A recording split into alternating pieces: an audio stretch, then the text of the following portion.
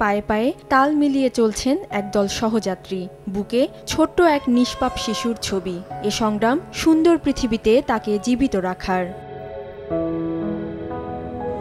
Camilla Gomez চিলির দক্ষিণাঞ্চলের বাসিন্দা।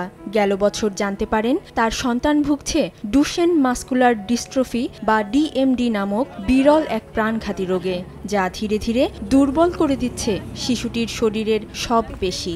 বর্ণনাতীত যন্ত্রণা পৌঁছে যায় রোগীর হৃদয় পর্যন্ত। জটিল এ রোগের চিকিৎসায় খরচ হবে প্রায় 40 লাখ মার্কিন ডলার। সন্তানের এমন কষ্টে চোখের সামনে নেমে আসে অন্ধকার, কিন্তু মা হয়ে হাঁটতে নারাজ তিনি। সন্তানের চিকিৎসায় অভিনব এক পন্থা অবলম্বন করেন ক্যামিলা।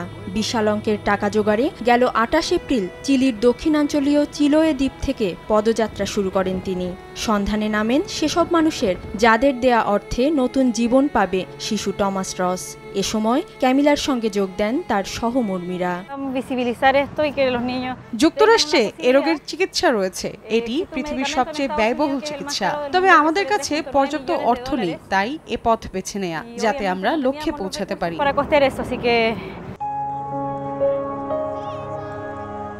গেল বছর এ রোগের চিকিৎসা হিসেবে এলেভিডিস নামক জিন থেরাপির অনুমোদন দেয় যুক্তরাষ্ট্রের FDA। তবে এখনও বিশ্বের অনেক দেশে পৌঁছয়নি সে চিকিৎসা।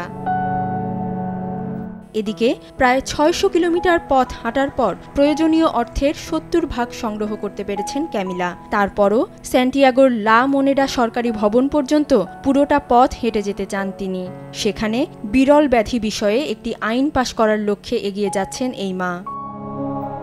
অধরা শ্রেয়সী অথই, সময় সংবাদ।